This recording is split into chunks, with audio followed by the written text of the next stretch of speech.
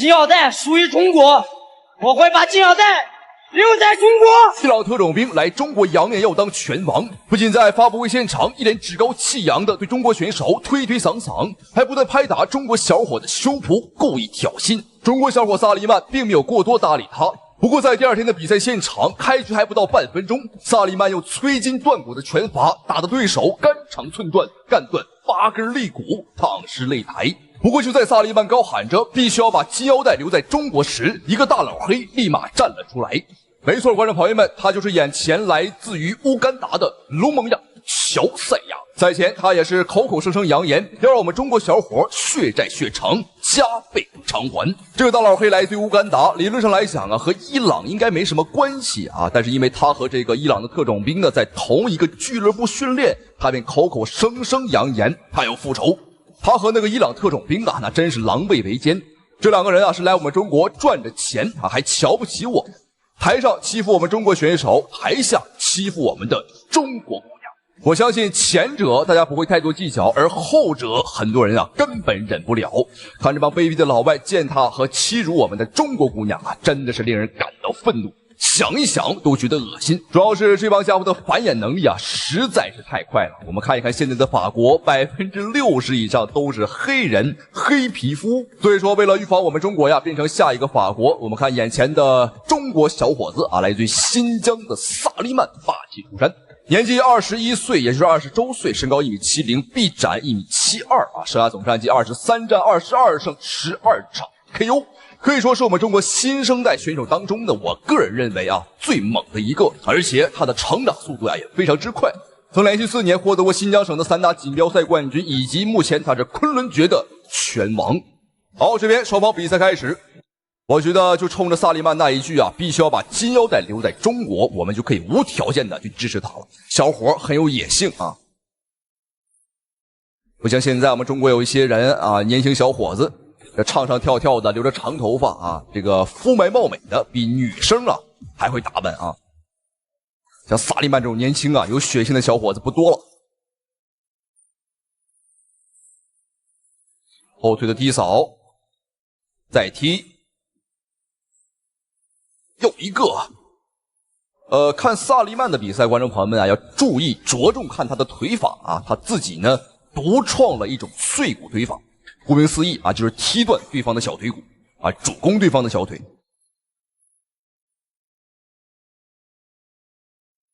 对方的腿很长啊，踢起来也很方便。哎呦，这下是重心失衡，并不算萨利曼呢把对方踢倒，不过没关系啊。这个大老黑啊，他的泰式风格还是比较明显的啊，双手的报价呢拿得比较高，这是一个纯泰式的风格。但是你能护得住上面，我们不打呀，我们专踢你的腿。而且这个大老黑啊，本身个子就高啊，重心就不稳，漂亮。现在逐渐已经是有一点效果了，看对方的步伐呢是一跛一跛的。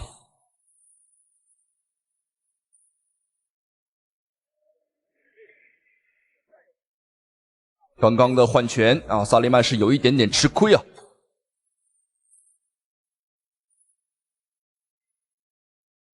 好，这是一个促踢，用这个前脚掌啊去踢对方的这个肋骨和肚子啊。如果踢准了的话，可以一脚起到必杀的作用。这招在日本的话叫3日月促，在我们中国的话一般叫促踢啊，或者说前踢。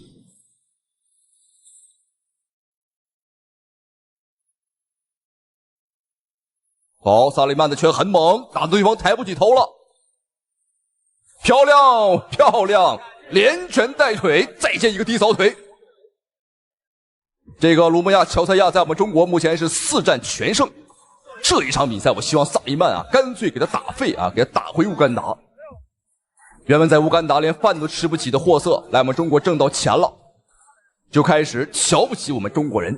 这种白眼狼啊，我觉得呢不可留啊。漂亮，一拳一腿，这连拳带腿的穿插进攻啊，让这个大老黑是防不胜防。我们看，这是第一次击倒啊，是重心失衡。萨利曼的拳很重啊，打的对方呢是栽栽愣愣。萨利曼的拳的确是够重啊，因为上一场比赛呢打伊朗特种兵的时候啊，他仅用了20多秒，不到30秒就 KO 了，打断了对方呢是8根肋骨啊，根根断裂。好，现在是第2回合了，看一下萨利曼的表现。好，要小心，这个大老黑在第2回合攻势很凶，打完就搂，还会进行一些袭击的动作啊，不给萨利曼呢发挥腿法的机会了。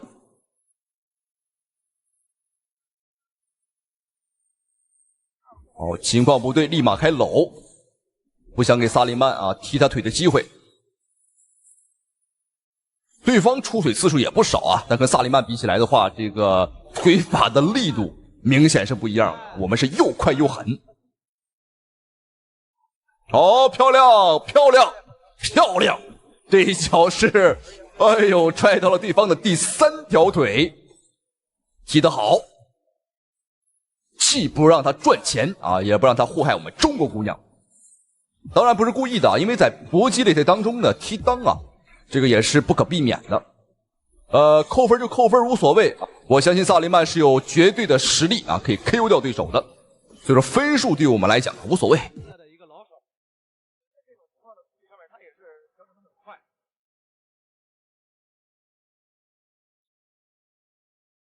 很明显啊，萨利曼的整体节奏呢要快对方很多，而且我每一次都能先手，节奏在对方之上。漂亮，前手打中，上步，哎，连拳带腿，漂亮，很清晰的读秒，把对方打跪下了啊。看到打老黑的比赛啊，就忍不住想多说几句。对方明显被激怒了，又开始了自己恶心的搂抱战术。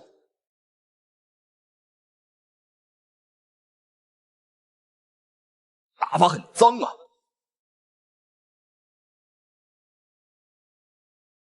虽然说萨利曼的防守报价拿的并不是特别高，但是小伙年轻啊，反应速度很快啊。哎，漂亮，打得好。不过这一脚观众朋友们也看得很清楚啊，不是故意的。你不要老把你们的裤裆往我们腿上撞啊！不过刚刚这一脚看起来没什么问题，不过说句心里话，我希望他呀有点问题啊，让他呢中国挣钱中国花，直接把钱啊男科医院啊全部刷光。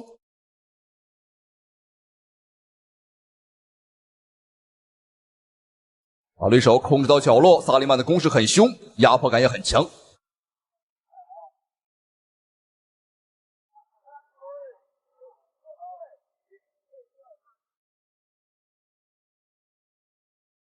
好，这边第2回合比赛结束，萨利曼的断骨腿法呀，果然是名不虚传。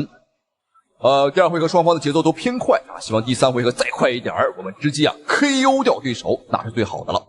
哎，现场的举牌美女很漂亮啊，很年轻。不过在绕场走的时候啊，注意点啊，要离那个大老黑啊，离他远一点，很危险。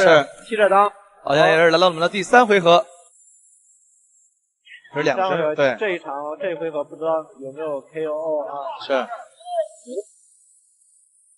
哦，一个扫地。哦，有一个啊！这个扫地是真的是很准，而且很重啊。对，有可能就结束了啊。对，是。所以就像刚才说的，这一场回合如果 KO 到他的腿啊，你看这个卢蒙亚啊，你看他的这个手这个腿的话，已经是把它提起来啊，要去防着对方的这个扫地腿。啊，再来了一个了，很大了。好，我们的换架了啊，现在换架了。好，一个换架。有一个跳踢。啊，想做转身啊。嘣嘣！哦，距离太近，对，距离过近，对。你看他这时候你再做转身蹬的话，没太大的意义。是。直接还是用这个低扫腿。啊，又来一个！哦，我们裁判叫停的比赛也是这个扫踢啊，也是。好，观众朋友们没有问题。我们的中国小伙萨利曼在比赛第3个回合啊，连续3次读秒，用自己的碎骨腿法彻底啊踢废了对方的双腿。让我们恭喜萨利曼啊！同时十分感谢屏幕前啊您的收看与支持。那么下期视频再见。明天你的对手就是来自于中国的张伟丽，你对此有什么特殊的准备吗？实在是太可笑了。这种货色根本没有资格来和我打比赛，我根本不认识这个娘们儿。只要她是一个中国人，明天我就会把她打进棺材里。好，各位屏幕前的观众朋友，大家好，欢迎收看本场比赛，这一场非常精彩的中日大战，没有错，又是一场暴打小鬼子的精彩对局。那不过本场比赛并不是普通的小鬼子，而是一个猖獗至极的女鬼子。好，我们看这个佝偻着腰的，好像鬼子进村一脸横肉，没有错啊，他就是猖獗至极的佐佐木人子，39战39胜的日本拳坛王者。我们看，这个家伙好像有多动症。赛前对方的佐佐木人子表示说我不认识张美丽，我也不知道他是谁。这种二流货色不配当我的对手还说什么我不管张伟丽是谁，反正他是一个中国人我就肯定会打废他。好，这个小日本怎么这么猖獗？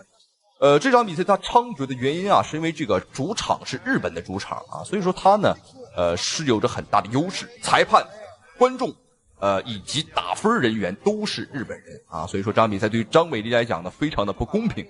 好，没有错，比赛开始，来看一下蓝方选手张美丽，蓝色拳套，红色拳套就是日本选手佐佐木人子。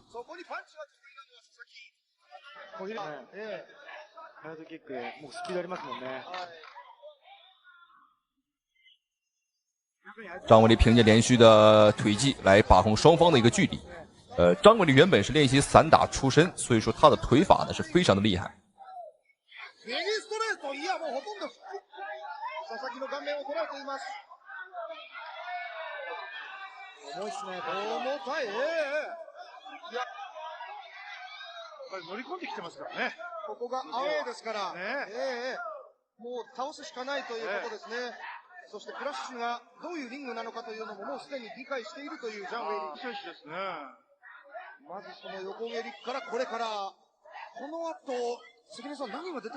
连续侧踹，那这个招式的话是典型散打当中的一个招式。双方在第一回合换拳的话，是明显是张伟丽占优势不仅我们打得更准。好，我们看，什么情况？一拳打翻，在最后的时刻，张伟抓准一个机会。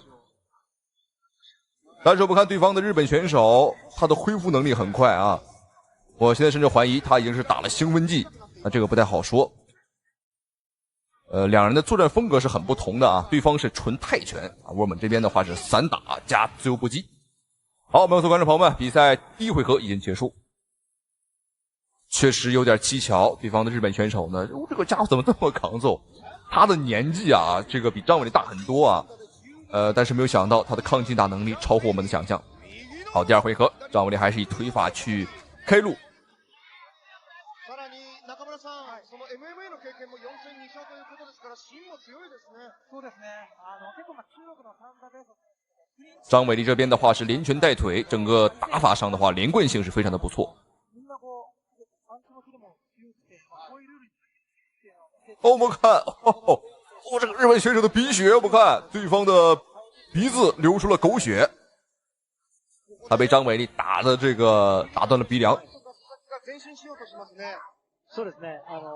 サンダはリングじゃないと思うんですよ。リングって逃げられないですよね。で、こうなってくると足が止まってくると、捕まえられますよね。徐々に足が止まってきたと思いますね。そうですね。佐々木が前へというところ、右をかわして右、さらに膝というのが佐々木です。関根さん、佐々木の時間がやってきたようですね。ウェイリー選手ね。全力で振るから、ちょっとスタミナが。虽然说对方的日本选手呢是被打出了狗血，但是这个家伙反而是越战越勇。但是我们看张美丽的体能下滑呢是非常的明显。这和他以往的这个比赛状态和竞技状态是不同的。可能是客场作战，那在心态上是受到了影响。好，我们看还有最后半分钟的一个时间。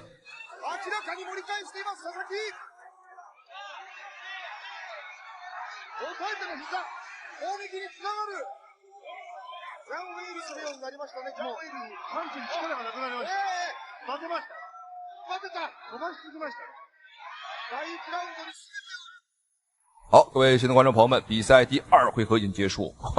我看对方的日本选手还是顶着鼻血，第二回合张伟丽在前半段是打得非常不错，但是后半段啊体能上是出现了断档。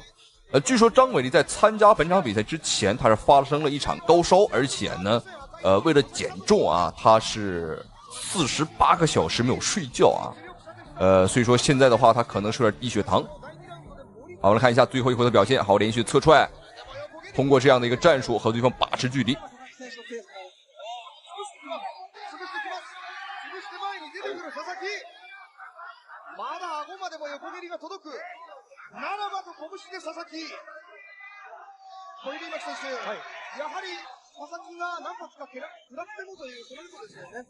可以说张伟丽在这个整个中国的影响力可以说 No.1 啊，放眼亚洲那也绝对是排得上号的啊。但是对手说不认识我们，但是我们现在看对方的整个打法以及战术体系呢，完全啊就是针对我们去做的啊。好看，张伟丽要注意防守就可以了。还有最后1分钟的时间，前2回合我们是有优势，只要不被 KO 啊，这个比赛拿下来还是没有问题的。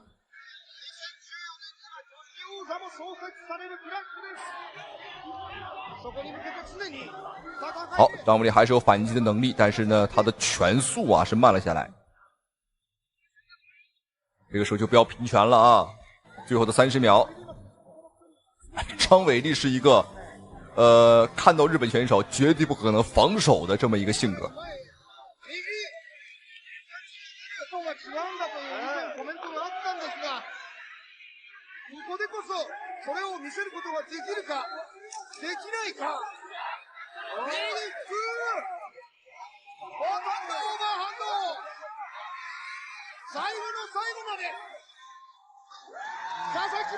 好，各位亲爱的观众朋友们，比赛终于是结束，打得非常非常的精彩。2名女子选手可以说是拼尽了全力，甚至来说比男选手打得还要凶狠。这场比赛举办地点呢在日本，所以说张伟丽可以说是很难受啊。主场，对方的主场，我们的客场，所以说打起来是比较困难。而且我们赛前啊，我们刚才也说到啊，是48个小时因为减肥没有睡觉啊。这场比赛我们看李景亮也是陪着张伟丽来到了现场。长时间的不休息啊，导致呢张伟丽是有点这个低血糖的一个状态啊。好，我们看一下最终的裁判打分。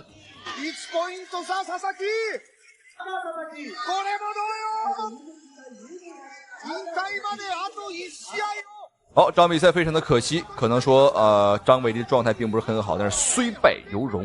那这场比赛实际上啊，那判给谁赢都是没有问题的，那这个比较属于分级判定了。只能说张伟丽今天的状态并不是很好，而且是客场作战啊。如果状态满的话，很好的话，肯定能击败对手啊，是不成问题的。但是状态不好的情况下，两个人啊，这个打平手是没有问题的，但是裁判却判给了对手。没有办法，这是日本的主场啊，我们只能是接受这个结果了啊。好，那么这场比赛到这里的话就结束了，咱们下期视频不见不散。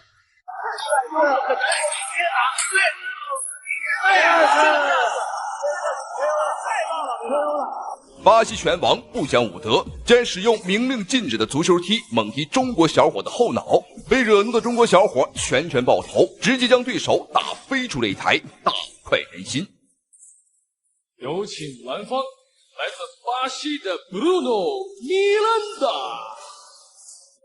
好，各位观众朋友们，欢迎收看本场比赛这一场非常精彩的中巴对局，中国大战巴西。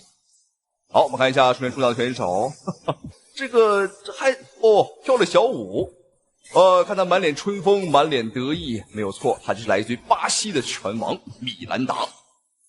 好，这个家伙把出场当成了走秀，你看他这个步伐像老太太一样啊，一迈一小步。好，这个米兰达的话来自于巴西啊，他的足球技术也非常的厉害啊。据说呢，他当年啊是想做一个足球运动员，但是没办法，巴西的这个足球竞争啊太大了，所以说选择了打拳击。但是这个家伙一直没有放弃当这个足球运动员的梦想。那这一次来中国更是狂言，要把中国选手的脑袋当球踢来训练他的足球技术，太狂了，观众朋友们。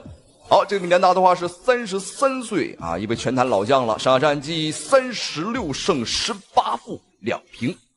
好，我们再一起来看一下我们中方的参赛选手，他的名字叫做赵帅。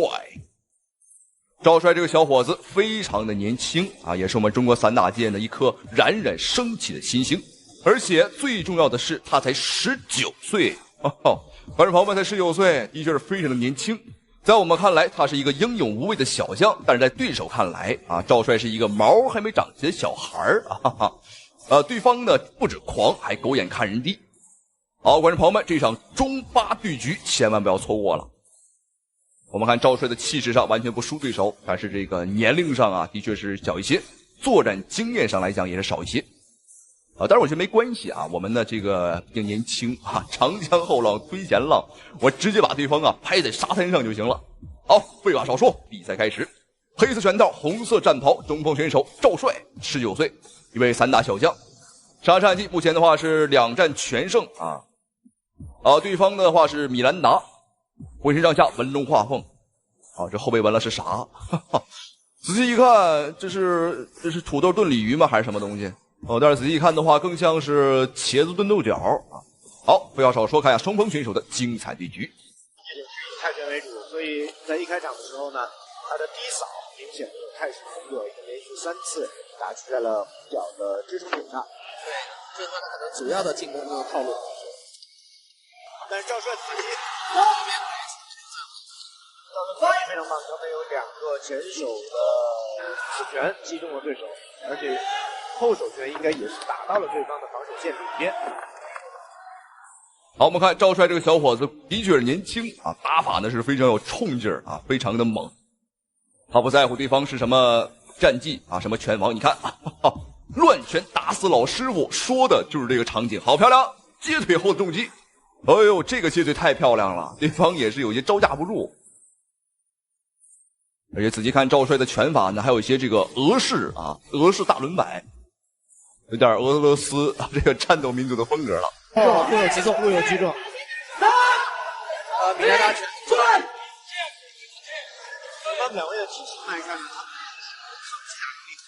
他们刚才的这组混乱的拼拳也能够看得出来，不只是2个人打中对方之后都没有什么反应。我觉得米兰达的力量因为他才矮了4码，他的身体维度比较的要粗一些。对，所以赵帅是不是可以适当的可以用个正蹬腿啊，或者侧踏腿啊，控制他距离，打中远距离？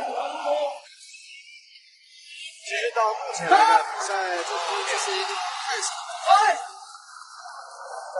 好，第一回合还有1分钟的时间。那目前来看，赵帅在分数上应该是要比对方高很多了啊，有效打击数更高。刚才赵帅还摇头挑衅对手，看一下能不能激怒对方的米兰达，看起来应该是起效果了。技战术打出新的风格其实很重要。对，赵帅实际上可以多用先去打中远距离，可能对他更有利。即便是这个巴西的这种踢法，转身腾空后扫踢，这个在比赛里面非常少见。这就是对优秀运动员的体现体现出来了，就是我吃了亏没关系，我马上还你一个，而且一般是用相同的技术来还一次。刚刚有个气势，第1回合结束。好，观众朋友们，双方的比赛来到第2个回合，看一下2个人的精彩表现，精彩对局。好，我们注意看，红色战袍赵帅啊，一个19岁的散打小将。那么这个黑色裤衩便是巴西拳王米兰达。据说他这个足球踢得不错。赛前更是扬言说要把我们中国选手脑袋当球踢啊！这个是明显犯规的动作。刚刚对方有一个足球踢，但是裁判并没有扣分。然后这个家伙真是手段歹毒，这是明令禁止啊，而且是一个违规的动作。是，而且臂展的是，他不光已经是把肩速度是了，连躯干都往前倾。对，所以也很有危险。他要弥补自己的这个身高臂展的劣势的话呢，这种打法也可以。做好防守。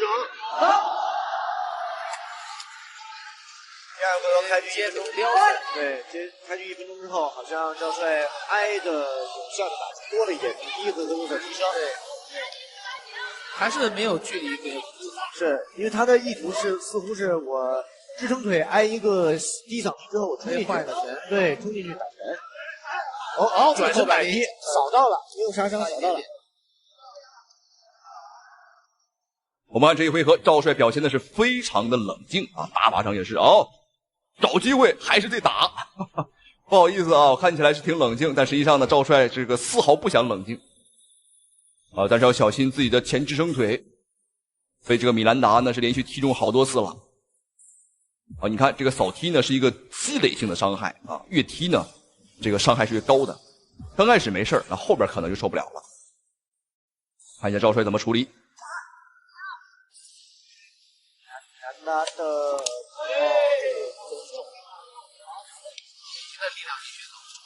额拳还有上下线的这些选手，到目前为止他打的水准是非常高的。你看，很顺，而且距离也打得对，能打进去。所以我觉得赵帅还是应该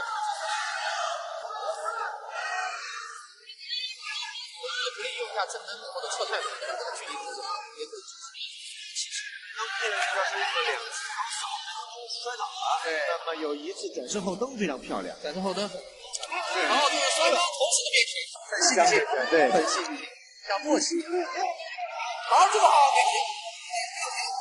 在绳身上面的额拳直播，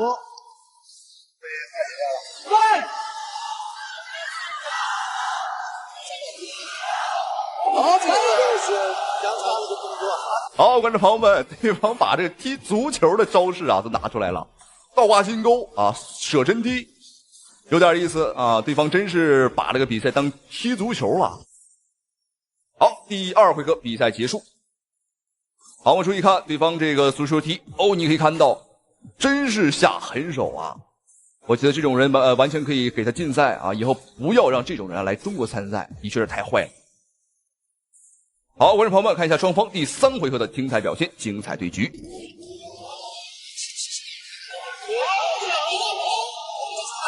重要的一局，对，独拔，肯定独拔了，而且他抓紧时间打下一轮，没错，双方非常重要。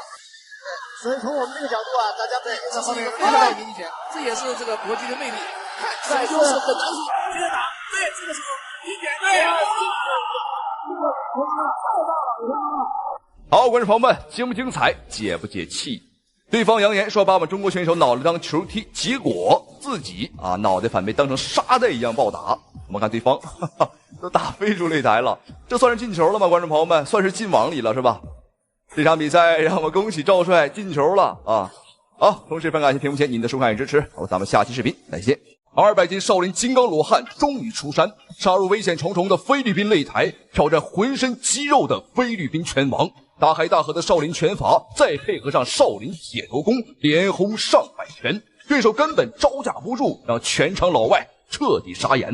好，观众朋友们，我们注意看眼前这个浑身肥膘的光头壮汉，没错，来自于我们嵩山少林寺的金刚罗汉唐大瑞，法号智空。好，再注意看这个浑身，哇，这个肌肉真的是有点不太真实。好，这个肌肉壮汉便是菲律宾的本土拳王马克帕洛马。这场比赛举办在号称是世界拳击坟墓的菲律宾举办。在菲律宾的话，可以说是全世界最危险的搏击擂台了，因为这里常常打死人，而且经常举办这种无差别的比赛。无差别呢，指的是体重无差别啊，哪怕你是80斤，也可以和300斤一起打。好，这一场比赛已经开始了，蓝方选手红色短裤唐大瑞啊，少林金刚罗汉，少林武僧。而红方选手便是菲律宾本土拳王了，马克帕洛马。两个人啊，一个是浑身肥膘，而另一个是浑身都是肌肉块头啊。我们看唐大瑞一上来打得很凶。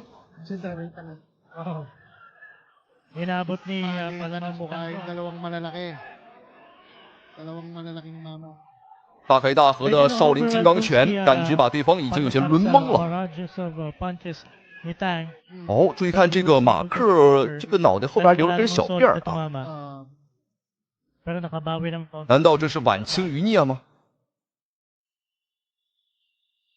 生活在菲律宾的贝勒爷啊，这是啊。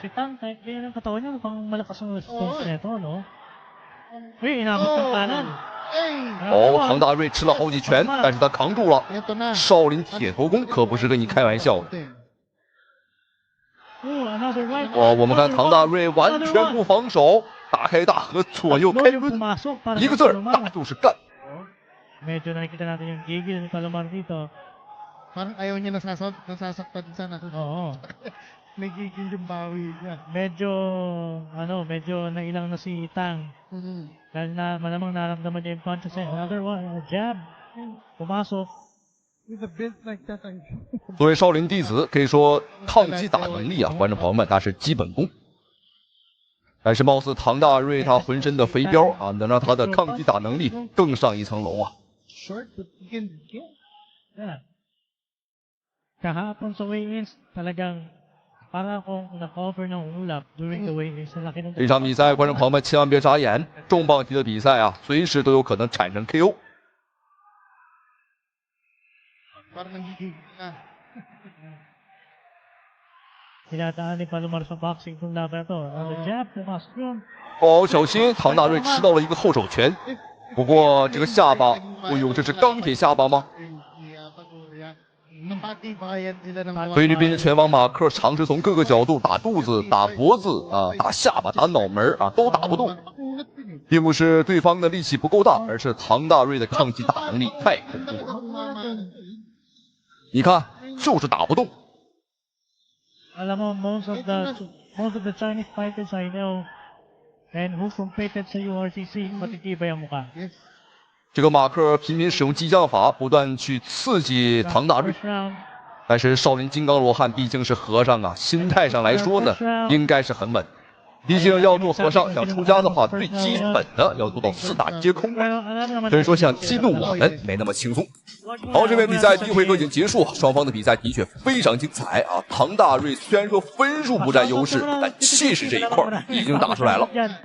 今天我们来这块呢，也并不是来打分数的，我们的目的很简单啊，就是要 KO 对手。好，这边双方第二回合比赛继续。我们看少林寺的金刚罗汉，哇，一上来便开冲。 不过要小心呐，完全不做防守，这是很危险的。最好的话就是防守再加抗击打能力很强，二者结合一下，我觉得可以做到天下无敌啊。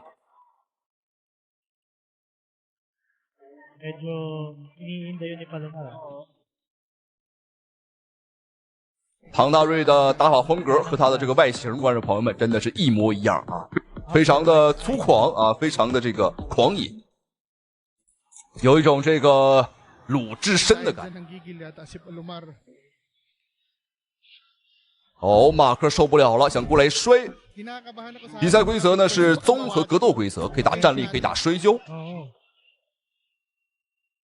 哦，出血了，这个血是谁的呢？哦，沾到了我们的脑门上啊，应该是对方的这个脸上流的血。 没错，是菲律宾拳王马克的右眼角。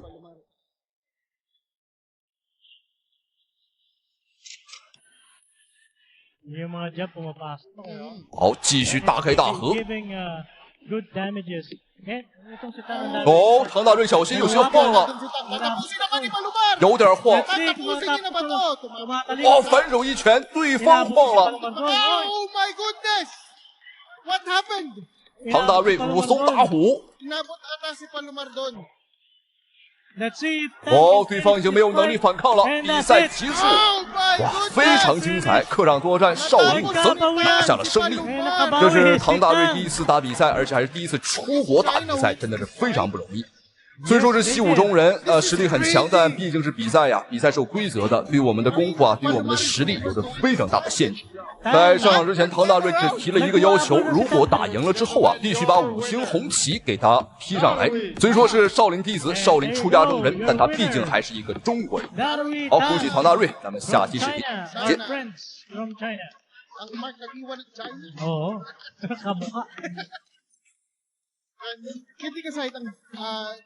He did really well for this match. And Tito JC, any final words bago tayo magtapos ngayon tonight? Yes, so, thank you sa mga sumama sa amin to start to finish sa live stream na, official live stream na URCC on our page.